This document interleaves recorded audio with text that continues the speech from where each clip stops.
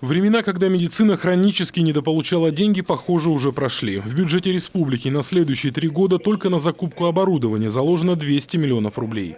В учреждениях здравоохранения Коми откроют центры амбулаторной онкологической помощи. Средства направят и на льготное лекарственное обеспечение больных, перенесших острый коронарный синдром, оперативное вмешательство на сердце и острое нарушение мозгового кровообращения. Впервые у нас бюджет развития, поэтому мы можем выделить средства, в том числе на медицинское оборудование, порядка 200 миллионов рублей с распоряжения главы было выделено. Это в первую очередь оборудование, которое мы меняем в сосудистых отделениях, это и компьютерные томографы, это УЗИ оборудование, и самое дорогостоящее рентгеновское оборудование и оборудование для детских поликлиник, в том числе офтальмологическое. В Сыктывкарской поликлинике номер 3 установят маммограф, видеостойку для колоноскопии, рентгенодиагностический комплекс, еще один такой для Ухты. В Ижинской поликлинике появится флюорограф, маммограф, УЗИ-аппарат. Масштабное обновление ждет онкологический диспансер и детская клиническая больница. Новое оборудование поможет врачам еще на ранней стадии правильно диагностировать заболевания и вовремя лечить. Всегда мы говорили о том, чтобы предотвратить, для этого надо знать, что человек болеет. Вот. Тут две вещи. Надо желание самого человека прийти, и второе, хорошее оборудование, для того, чтобы можно было поставить вовремя диагноз. Ну вот сейчас как раз такое закупает оборудование. И как оборудование сразу с анализом, как УЗИ-аппараты, вот, так вот томографы, также аппаратура для колоноскопии хорошая. Там ты глазом не увидишь. А там идет не только просто, ты видишь ярко в цвете, ты видишь еще с увеличением. Поэтому даже клетки можно рассматривать.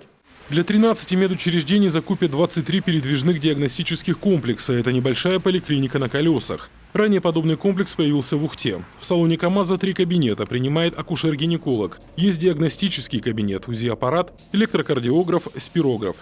В лаборатории могут проводить исследования на сахар и холестерин в крови или белок в моче. Такой мобильный диагностический комплекс особо востребован в отдаленных населенных пунктах, где нет врачей.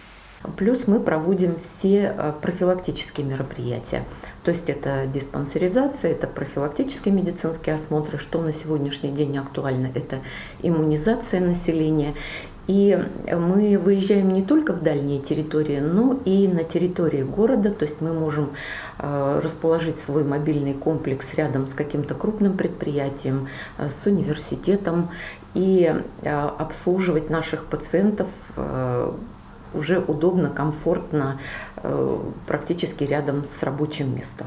Строительство ФАПов – еще одно немаловажное направление. Люди в деревнях и селах должны получать хотя бы минимальную врачебную помощь. И вот здесь большая проблема. Студенты медколледжа, отучившись на фельдшеров, зачастую в глубинке работать не хотят. А значит, на местах необходимо создавать условия для молодых специалистов. Заказ на обучение, на подготовку, на переподготовку, на дополнительное привлечение кадров, на все стимулирующие выплаты, которые нам требуются, обязательно должны быть учтены. Все-таки это 19 новых ФАПов, значит, это 19 фельдшеров, соответствующей инфраструктуры, да, и другие ФАПы, которые, да, мы в этой части, к сожалению, не можем открыть из-за отсутствия соответствующих, так сказать, фельдшеров. Они строятся не для того, чтобы просто имущественный комплекс находился, чтобы он работал, людям оказали соответствующую помощь. Для скорой помощи закупят 52 машины, в кардиологическом диспансере появится ангиограф и аппараты ИВЛ. В Воркутинской больнице диагностический комплекс для ультразвуковых исследований. В ближайшие 3 года на модернизацию медицинского оборудования по поручению главы Коми из бюджета республики выделят 200 миллионов рублей. Еще 281 миллион добавит федеральный бюджет. Алексей Корчма, Олег Костромин, Вячеслав Беспалов, телеканал Юрган, Сыктывкар.